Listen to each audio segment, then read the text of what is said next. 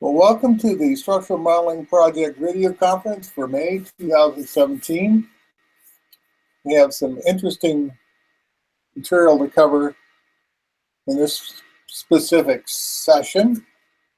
The agenda is posted, so I'll kind of give you a little bit of an idea of what we're covering. Remember, we have the new Google group where I post I post all of the information there on that Google group because that's a single point of distribution, and we don't have to worry about looking multiple places for the material that goes along with this activity. And so we had the May read ahead. We were able to distribute a little bit early, have it out for a couple weeks. I didn't get any questions back on that, but we'll be going through it in pretty much in detail, highlighting the areas that I believe are important, and we're going to provide a foundation for our future work for the read ahead for June, and then hopefully the software production in the July, August, September timeframe. So what we're doing now is just kind of laying the conceptual basis so we have a clear foundation upon which we can discuss the functions and features of the software when we get there. So Alexander, let me see. I have a link here. Alexander is coming in, so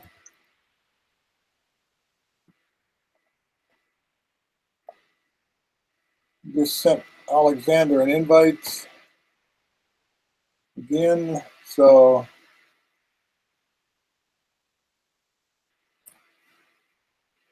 we'll see if he's able to join. Okay, so we have a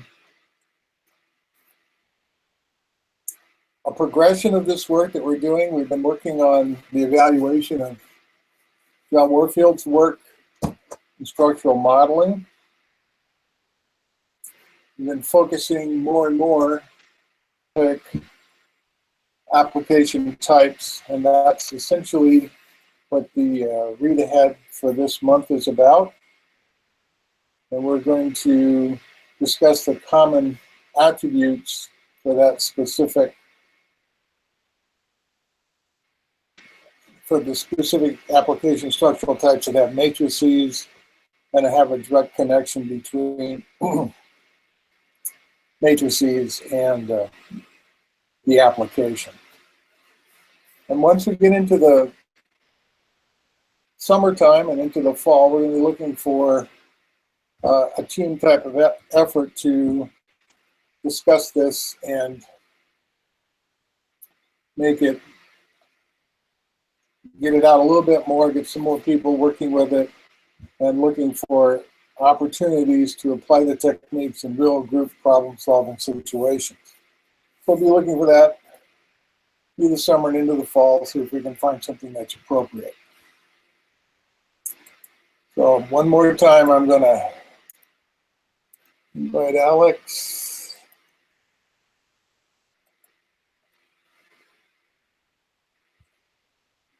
All right, so that's kind of the introduction of what we're going to be looking at. I will now share the application structural types read ahead, so you can talk about that.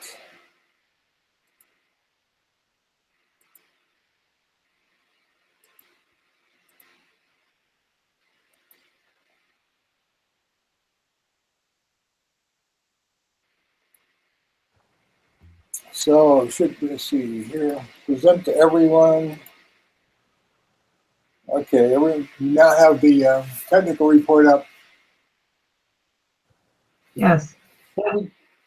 Can everyone see it? Yes, it's up on the screen.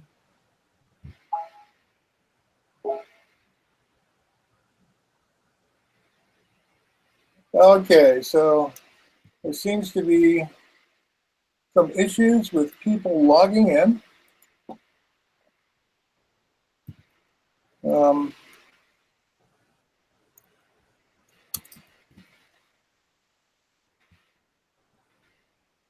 I'm not quite sure what it is, but I'm going to continue with this specific presentation of the application structural types. They have sent out some more invitations to those people.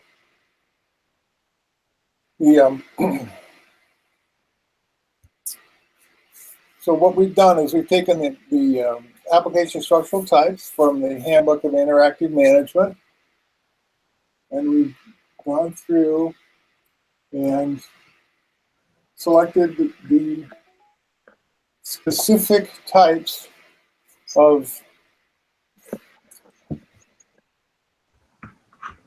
application structural types that map directly to a matrix.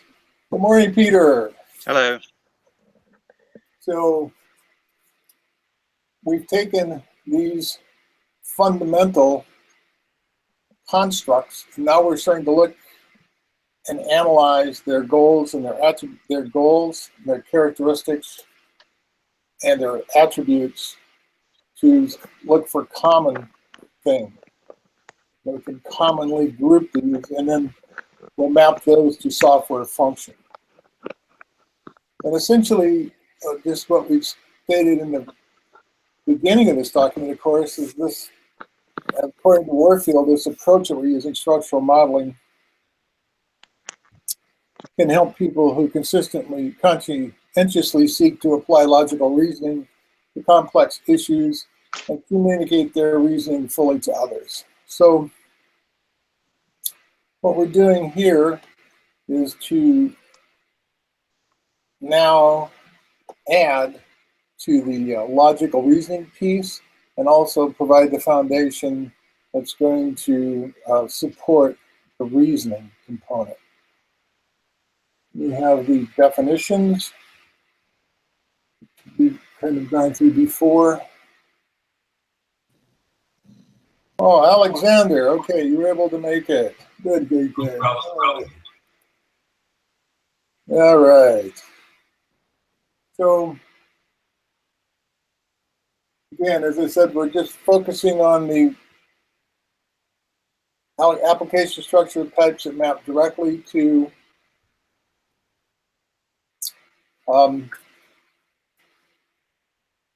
matrix forms. And we're really going to look at system models that are static and don't have a dynamic system behavior, but once we start analyzing these relationships that make these structural types, we will be using the difference between behavior and structural as a logical, or it's a characteristic that we'll evaluate. We're also going to evaluate the idea between a local relationship and a global relationship. Introduce that here in this specific read ahead, but June we're going to mostly focus on those types of relationship characteristics. So we talked about the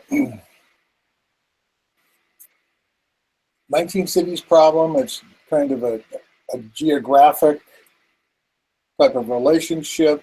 It's very well known. It's a global type of metric, and it's structural. So, and then the problematique, of course, is a set of problems that aggravate each other, and that problem, basically, it's one problem impacts another problem. Hello, Kevin. Hi. And those problems impact each other. So that's local. They have a direct relationship, and the relationship is aggravates. So that's kind of a behavioral type of interaction between problems. And so these are the types of characteristics and attributes now that we're going to start mapping in the natural language to the for the mathematics and the structured graphics. And then, of course, the third type of system is a predator-prey system. And it's a classic systems dynamics example where you have a population that's growing and changing and morphing. But essentially, it's dynamic. The predator-prey system is dynamic and the objects are changing, their size and shape and their context. The relationship is dynamic, and it's really based on behavior and multiple different types of relationships between the objects. So, as we point out here, Sage suggested that structural modeling, ISM and structural modeling, should be a precursor to systems thinking and systems dynamics, and outlines some components and concepts to support that thinking. And so what we're going to be exploring now is developing a concept of proper alignment. And this kind of idea of proper alignment of the problem context, the problem objects, their attributes and characteristics, and the problem relationships.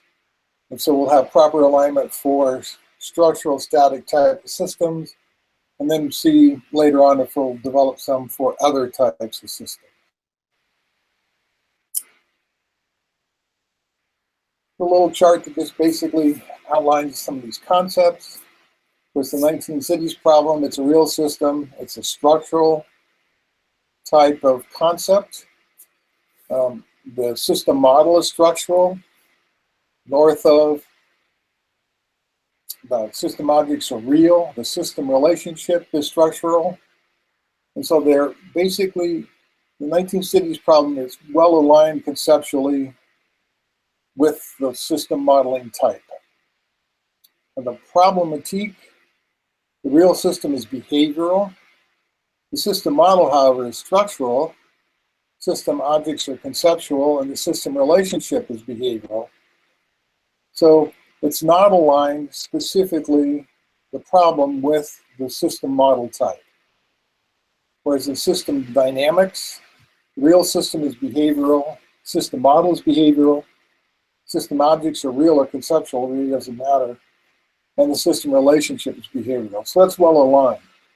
So what we want to do now is start developing these characteristics and concepts so that we can use them to communicate more precisely about systems of interest. Okay. So again, we just talked about what these structural types are and their attributes, and then of course whether or not we're using them in discovery or design. In most structural modeling, you're trying to discover an unknown system structure. So most structural modeling is applied in the discovery mode.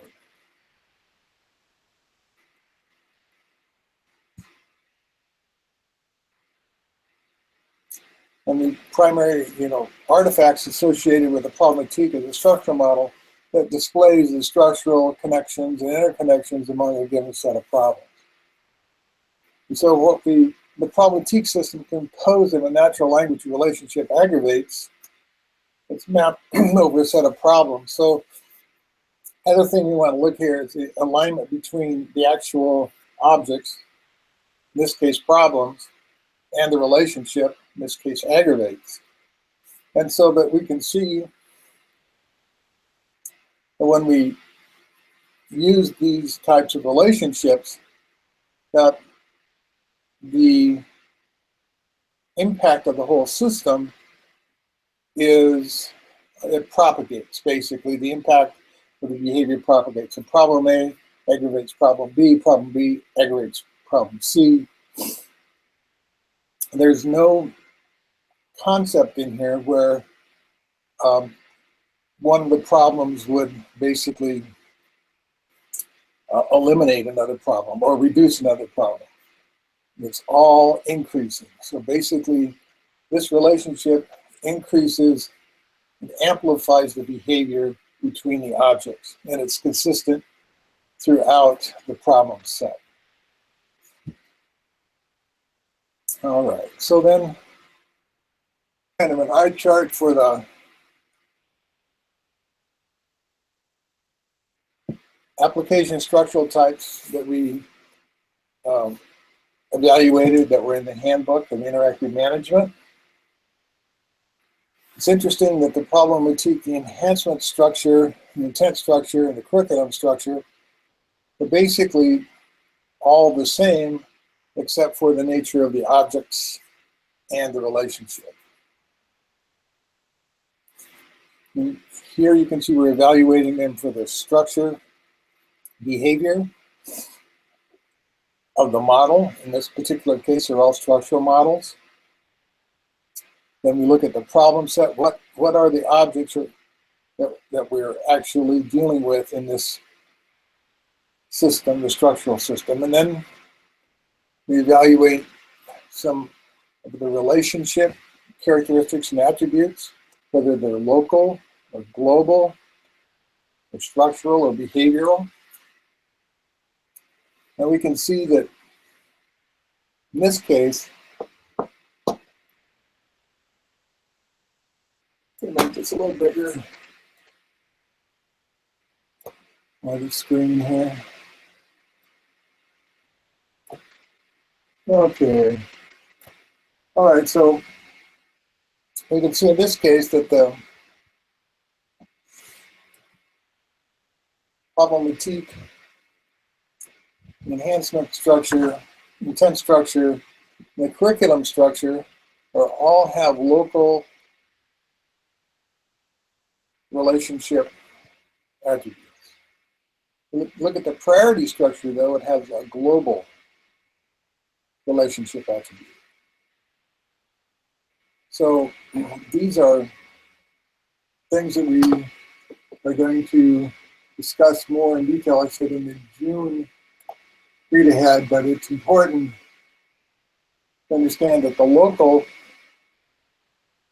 relationship just acts between two objects. The global relationship has some kind of mediating factor that makes it global throughout. And we'll discuss that more in the next session. So then the idea of the threading, whether we have multiple threads of structure in our structural model or we have a single thread structure. This is an interesting attribute, and it needs a little more analysis. But what we're trying to show here, and the intuition is that most of the global relationships have a single structural thread. There are some global relationships that have multiple threads, but those are usually only from ones where you're doing categories of things. And each category will have its own specific structural thread, because the categories don't overlap. You find that these relationships, natural language relationships, map fairly well to mathematical and graphical structural systems. And of course, then we look at the whether or not it's in the discovery or the design mode, and the logical properties, what they are and how they impact. So is there any questions so far? Comments? Okay. Keep working through this then.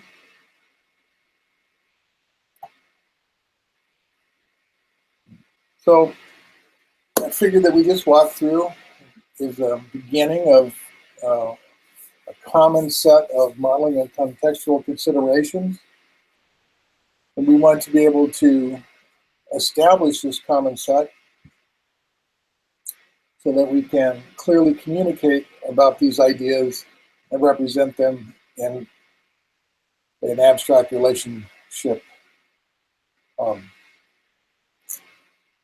type form. So we would be able to say that a certain class of system models, or a certain class of systems that are modeled, have a logical characteristic, they have a behavioral relationship, those types of things. And then we would be able to apply that to all of the abstract relation type models and have a definition for what they mean and how then that those characteristics of the system model impact the representation of the system.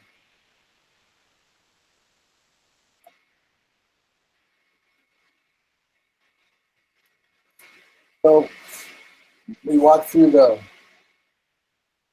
few of these application structural types. And I just emphasized here, what we really want to do is to start developing a common language about the modeling characteristics and the system models, and be able to have its common language that we can map from prose to structured graphics to mathematics isomorphically, help us communicate these ideas to a larger group of people more quickly.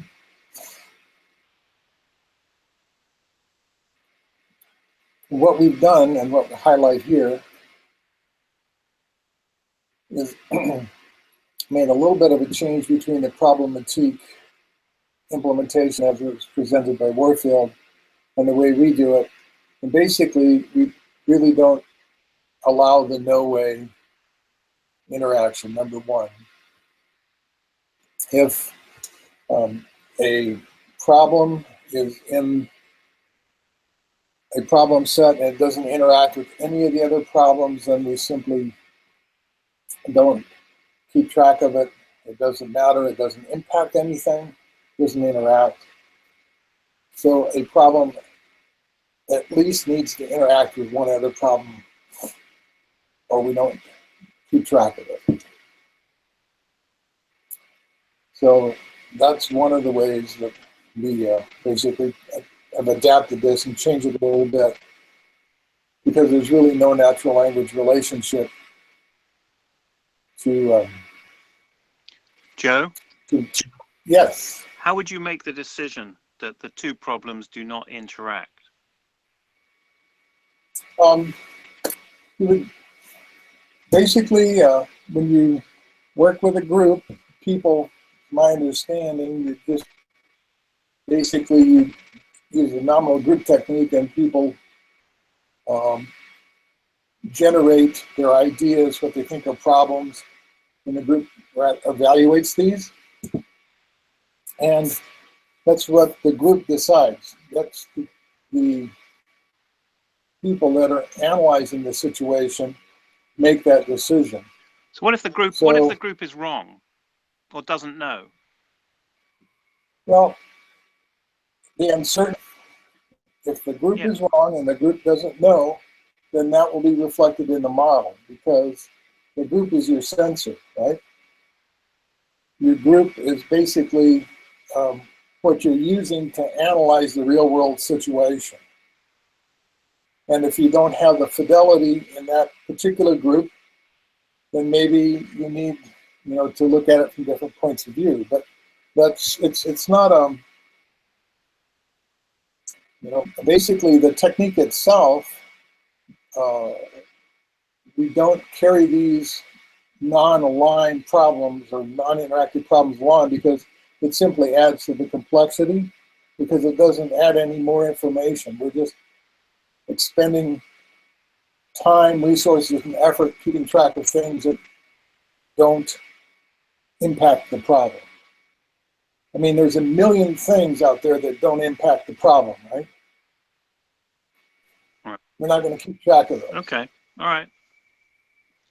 And I think a classic example was an example that was presented by Sage, where he talks about a family and all the members of the family, including pets, and the relationship obeys, right?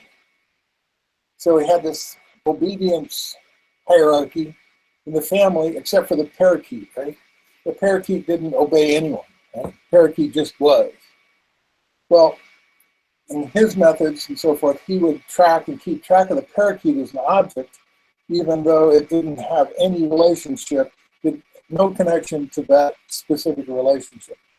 In our case, we wouldn't do that. We wouldn't waste the resources on tracking something that's not involved in the structural model.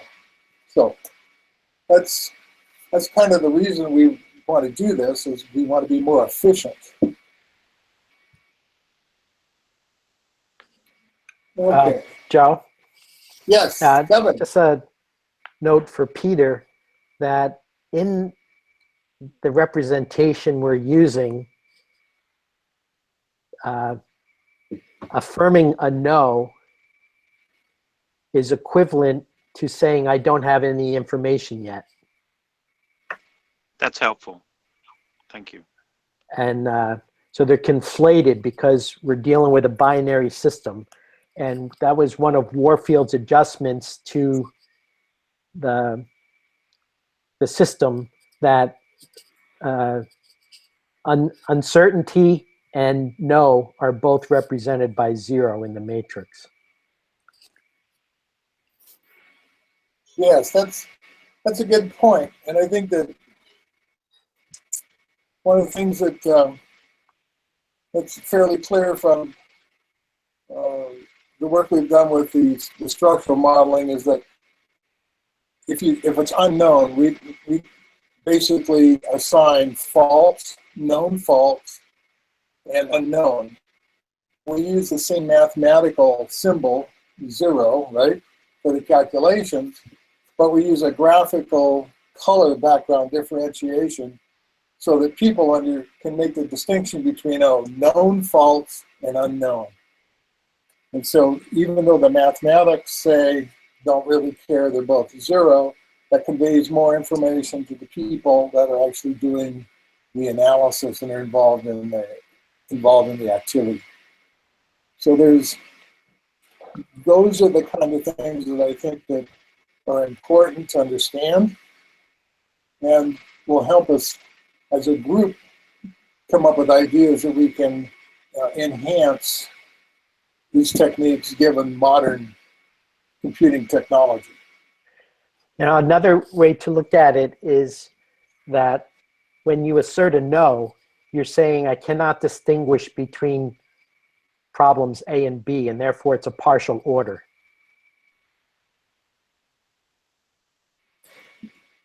Well, not that I can't distinguish between elements, but I can't distinguish a relationship between A and B, and therefore A and B are equivalent with respect to the partial order. Right, so they're the same. If my sensor can't make a distinction between two objects, then he will say those objects are the same thing. Right, exactly. And in our particular case, because we step up a little bit from the elements in the set and just order the classes, when we put two objects into the same class, right, then we'll just order all the classes. So that's kind of the way we look at it, is saying, okay, this is not a partial order of set elements, it's a strict order of the classes that these elements have been placed in. And so when we make a distinction and say, okay, these two objects are the same, we'll put them in the same class, then we go through into a strict order of those classes, which maps this directly to a partial order, except it doesn't have the if statement and the uncertainty, because we know, we have that information available to make the distinction to put them into the class. So those are the kind of issues I think that are really excellent, and it's the type of things that we need to keep in mind as we move forward to deploy and understand how these will impact. And I think that there's really a series of work I think that needs to be done about how to communicate with the people in the group quickly these things that we're talking about. I don't know if it's graphical pictures, if it's a combination of some graphics and some dynamic videos or something to kind of show what these relationships mean. And I think that's an area that needs a lot of work, but I think it would pay off because then people would have a better understanding of what the process is and specifically what the semantics are. I think that would be good if there's a group of us that would be interested in following up on that in particular. And I would be willing to have some discussions about that if there are others that are interested in that. That's great, Peter. I'm not my area expertise by any means, but very interested in it. And I think it's important, and I've got some research material that I've collected that's kind of historical. And I know that there's some people, so that fellow from Ireland, in Galway, who's a psychologist, I believe, who's interested in this type of work also. So maybe we can get something going. So I'll put that in the notes.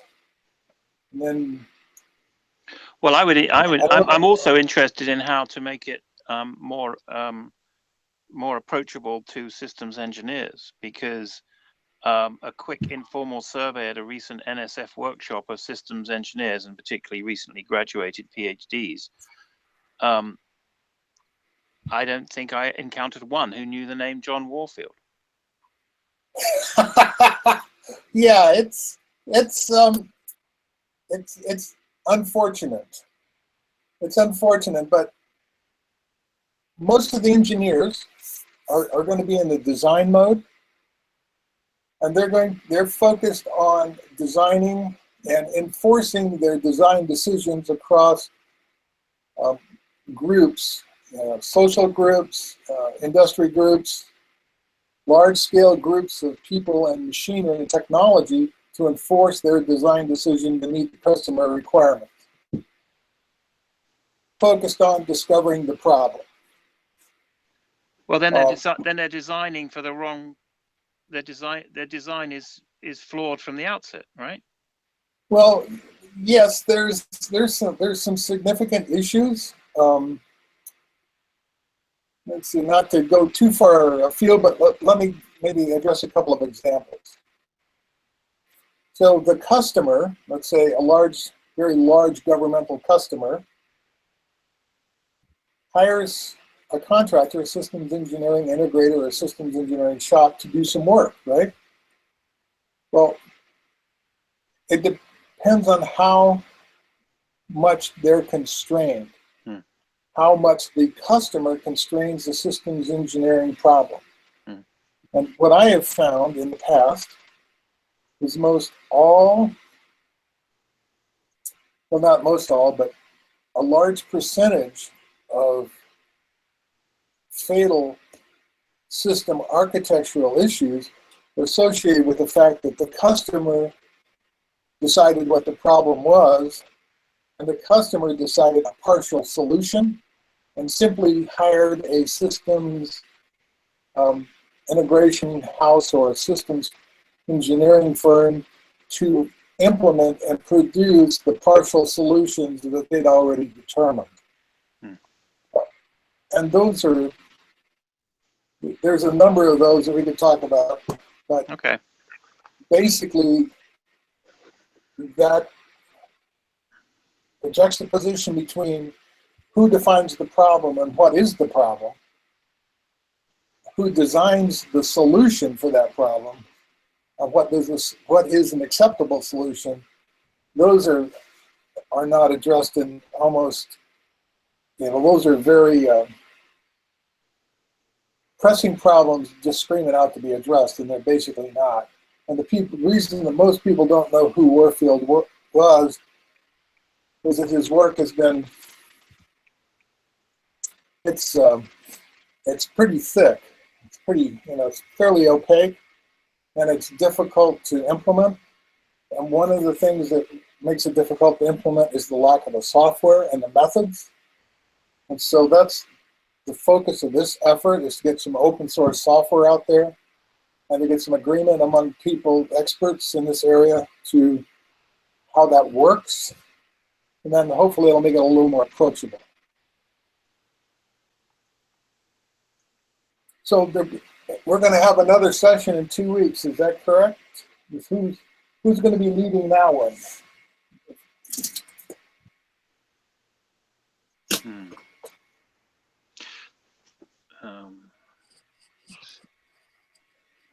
We can continue on the part-whole relationships. We just covered the logic of part-whole relationships, and we didn't get to the natural language aspects of it.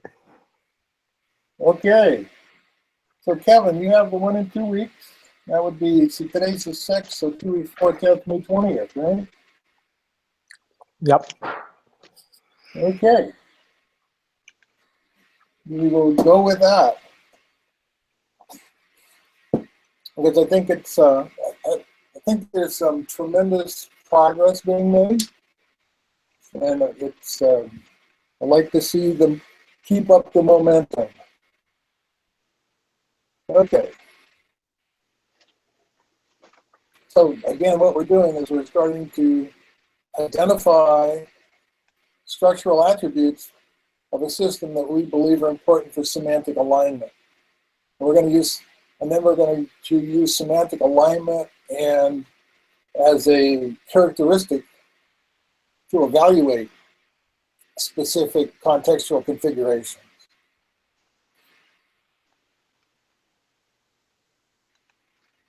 Okay, the enhancement structure. So the enhancement structure basically is presented as being same as the problem motif, except that, you know, there's a difference between the objects and the natural language relationship.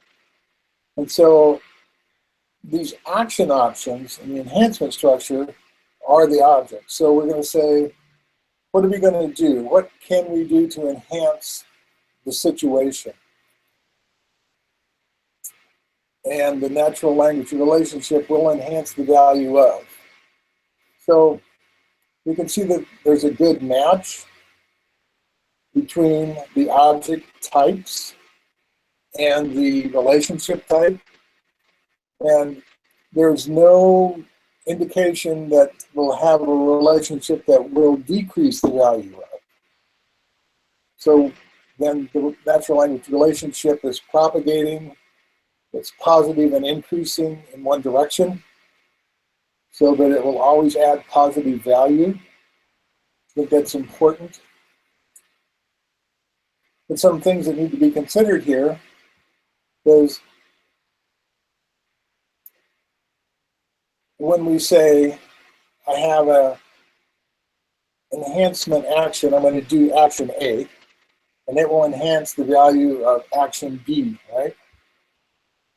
And then we say action B enhances the value of action C. And so by transitivity, we say that's all okay. And we look at that happy path, so to speak, right? But I was wondering about, okay, we have an action A that enhances B, but then it might not add value, or it might have a negative value to C. And so in that particular case, that's kind of a implied characteristic. And I'm not sure that the negative impacts are evaluated. It's something that I think is, well, just not clear to me.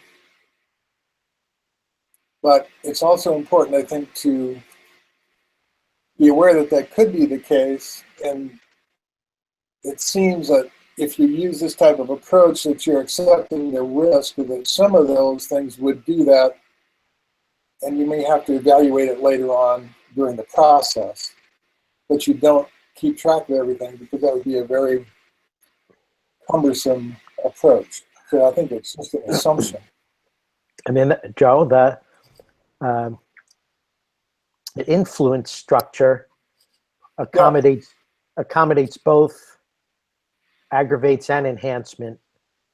And if you ask if one influences the other, and you build up a structure, then in early writings of Warfield, he talked about then going through and putting signs on the relationship, so that you'd have one influence structure that had a mix of aggravation and enhancement in it. But he dropped that in later years. But that's more how systems dynamics works. Yeah, that's a really good point, Kevin. I think the weighing component, I think, was the plus and minus and numbers and the weighing matrix and so forth. I think is an interesting concept. I think it's valuable. But to me, so the action items, the action options, and the problems, then if you were to put those together, the objects would have to be the same. Right? So that's kind of where the enhancement structure and the problematique, if you mix those, then we have two different classes of objects. And that's where I kind of am concerned that it might not be straightforward. So it's an issue, and I think we definitely need to talk about it. That's why I'm highlighting it here. So we do the basics, do the evaluation, and then is there some type of structure where we would actually mix problems, let's say an intent, or problems and curriculum, or problems or action items, action options. I'm not sure that I clearly understand how that would be done. Yeah, Christakis's work with his Cognoscope system did what he called superposition, which used Warfield's notion of interconnection matrices, and he would map action options against the problematique. Right, exactly. So it's kind of like a second step. So in that process, so the problems and the action items, are they separate matrices, and then but they're kind of addressed at the same time with the group? Yeah, they were done as separate matrices, as separate group processes, and then the interrelationship was done as another process. Okay, so you did a problematique, and then you did an enhancement structure, and then there was a third step where they were integrated. Okay. Yeah. That makes sense to me. Okay. So that's a good thing to know, and I think that those are the types of situations that pop up when you start looking at these in detail. In that approach to superposition, they would only ask if action options affected problems. They never asked if problems affected actions. It was just filling out one part of the interconnection, one direction. Right. And that is the classical program planning interconnection matrices. Right. Or is that an interconnection matrix that was... Well, it started with the unified program planning, interconnecting like technology options mapped against requirements, and they had all different kinds of matrices they would interrelate with the unified program planning, but then he developed the matrix math for interconnection. Right. Okay. I noticed that Warfield had an unsigned interconnection matrix. Sage kind of seemed to have changed that to a signed one. And so this other approach, is there freely available information on that, or is it proprietary? Or You mean the superposition work that Christakis did? yeah, how that specific process is done specifically?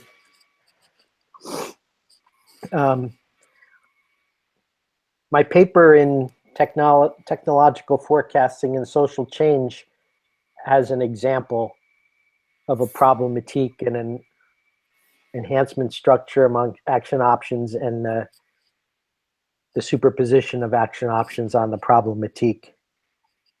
Ooh, could you send that to the group, or send it to me and I can send it to the group? Yeah, Cool. Good, that would be great, because that's kind of a next step. These are the fundamental ones, right? And then these are kind of carry-on activities after that. So then, similar to the problematique and the enhancement structure, we have the intent structure, where the system objects, again, are goals, objects, objectives, or aims. And natural language relationship supports the attainment of. So again, we have a reasonable set of objects. It makes sense that map semantically to the relationship which supports the attainment of. And the supports attainment of, essentially, is an increasing positive relationship through the system structure, through the system thread. And if there's any negative impacts on that, either would be done with something like, would be evaluated with a superposition, or some other type of analysis that would allow us to say, okay, we have a goal here that allows us to support 5 of these other goals and aims, but it doesn't, it detracts from these other 2.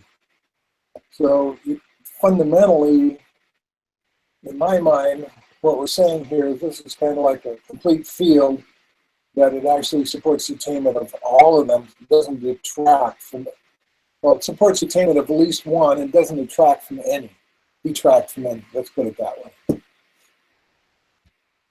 And then the curriculum. Well, it may detract, but you're not representing it. Okay. That's a good point. So if that's understood, if that's understood as a fundamental operation, is we're just going to ignore the detraction for right now. Right? For this particular analysis, right, it may detract, but we are just going to ignore it for now, and we will see if it's important later on. Very good. Okay. And then there's the curriculum structure, which to me is interesting because the objects are knowledge experience packages, and the natural language relationship will enhance the value of. Kind of similar to the intent structure, but it's more, to me, it's more, let's say, complex. There's multiple threads, and there can be multiple things that you have to know before you can address something else. So that within this particular curriculum structure, we have, let's say, a more, not dynamic, but a more varied, or more, a structure with more connections. So for me to, say, for example, for me to do, let's say, calculus, you have to know arithmetic, algebra, things have to go along in a certain way. to apply calculus to areas of, let's say, astrophysics, then you have to know a number of other things. And so these threads of knowledge and experience, you have to have multiple packages in the right context to fit into a next level, let's say, of the curriculum structure. So there's just not one impact. So these objects are local in that they affect each other, but they also have not necessarily a global connection, but they have a regional kind of impact on the structure, because you might need to know three things, you know, thing one, thing two, and thing three before you can go to thing four. You have to know them in that order. So the curriculum structure is, to me, is a little more complex. It's positive and additive, but the threads of the structure are more semantically rich. Okay. Joe, Yes. an interesting different perspective of this is that all three of these can be modeled by the precedence relationship. But the difference between enhancement or intent and the curriculum structure is that the precedence for enhancement would be between the end events of the two things you're comparing, because when you're doing precedence, you're dealing with intervals, right? So an action takes a certain amount of time. It has a beginning and an end point. And whereas the curriculum structure generally requires you're modeling the relationship between the end of one thing and the beginning of another. Yeah. Yeah, I don't know. I kind of struggled with this a little bit, Kevin, because to me the curriculum structure is a little bit easier to think about as a state machine, because really what you're doing is you're having a token and you're moving this token along the curriculum structural thread, and this token is collecting this knowledge and experience, and it changes the state of the token, right? And so then when the token collects enough knowledge and experience, then it can go to the next step, or it can enter these other phases. So yeah, it's something that I think we need to come up with some kind of better explanation for that's reasonable, right? And to me right now, it's kind of nebulous. So what you say also makes sense.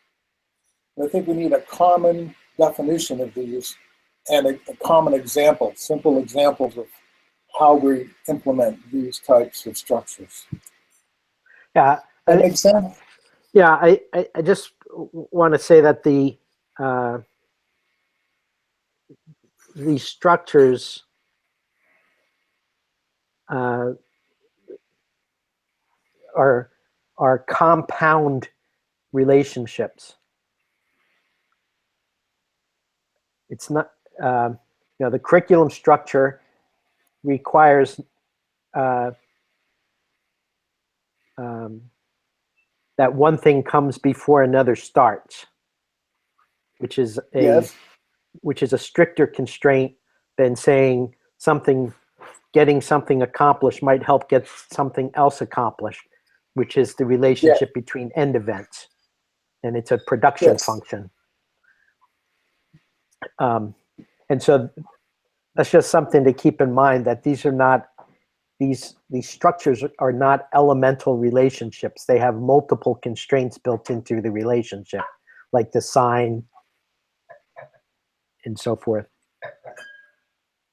So they Excellent. So never, Warfield never conducted an analysis of the hierarchy of relationships, or how the structures are actually most of them are compound relationships, and there may be more fundamental ones, like that the notion of precedence may be a more fundamental relationship than intent or enhancement or aggravates. yeah, that's Yeah. Well, I was just going to say, I think what you're saying there is really, really interesting addition to this. And if you have written on it, please share it. And if not, it would be really interesting to make some kind of figure or table that would somehow perhaps take that A through E and relate it to figure 1 and figure 2, or add to figure 1 and figure 2, would be immensely helpful,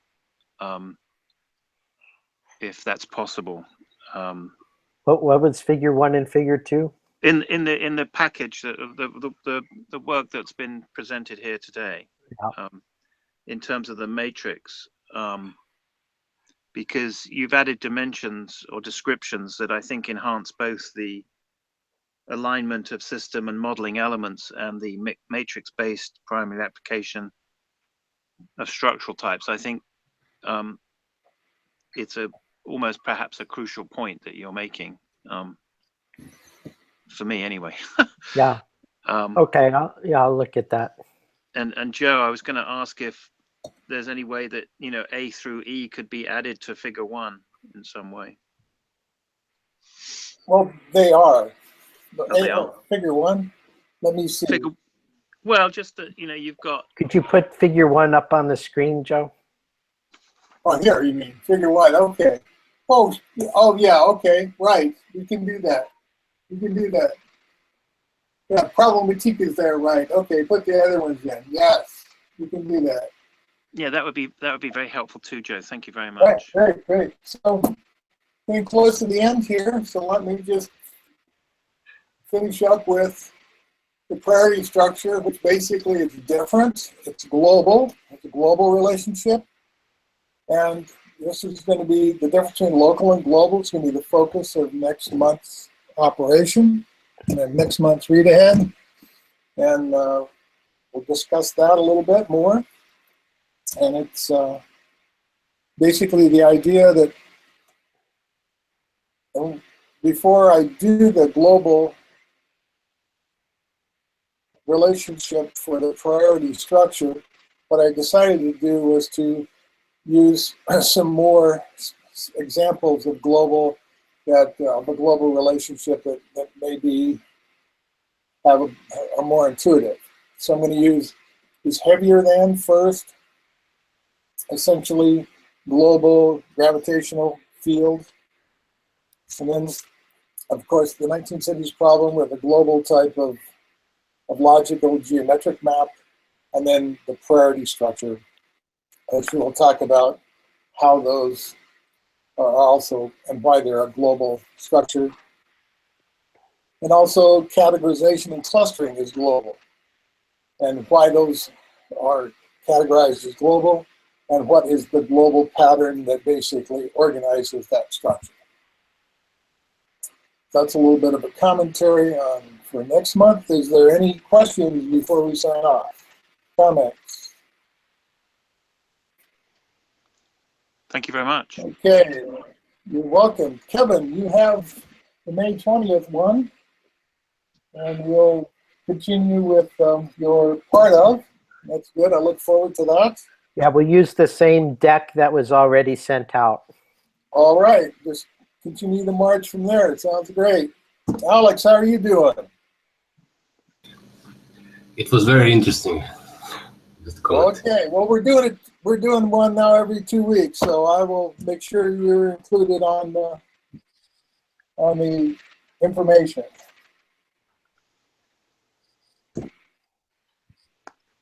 Well, with that, I'll stop the broadcast and see you in 2 weeks.